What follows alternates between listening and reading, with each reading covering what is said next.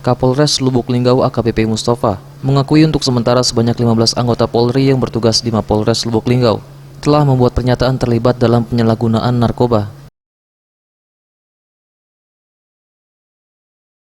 Mustafa menjelaskan, dengan adanya pernyataan pengakuan penggunaan narkoba, ke-15 anggotanya kini telah ditindaklanjuti dengan membawa para anggota Polri tersebut ke Badan Narkotika Nasional atau BNN Lubuk Linggau untuk segera dilakukan asesmen.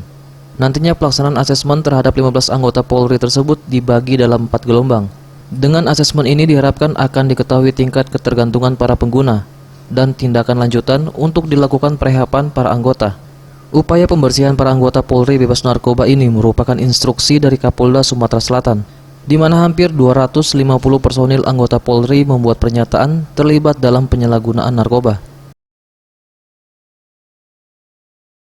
Saya yang membuat pengakuan dosa bahwa dia pengguna narkoba. Selesai asesmen, nanti kalau ada hasil katakanlah si A si B yang direhab, yang bersangkutan akan saya rehab di tempat di Linggo untuk kita rehab yang bersangkutan. Jelas saya menindaklanjuti perintah Bapak Kapolda, saya asesmen anggota tersebut dari 15 orang yang membuat pengakuan dosa. Hari ini kemarin 4, hari ini 3. Setiap hari mereka bergiliran untuk melaksanakan asesmen.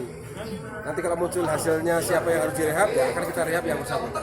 Yang jelas kalau ada yang anggota yang terlibat narkoba, saya pun ada satu anggota intel yang saya tahan, saya proses. Begitu putusan pengadilan akan saya proses yang bersangkutan. Sementara itu, meskipun dilakukan pembersihan bebas narkoba anggota Polri terkait adanya oknum anggota Polri yang terlibat dalam peredaran narkoba, Kapolres Lubuk Linggau akan bertindak tegas terbukti satu oknum anggota Polri yang terancam dipecat karena terlibat jaringan narkoba. Tim Liputan, Sriwijaya TV.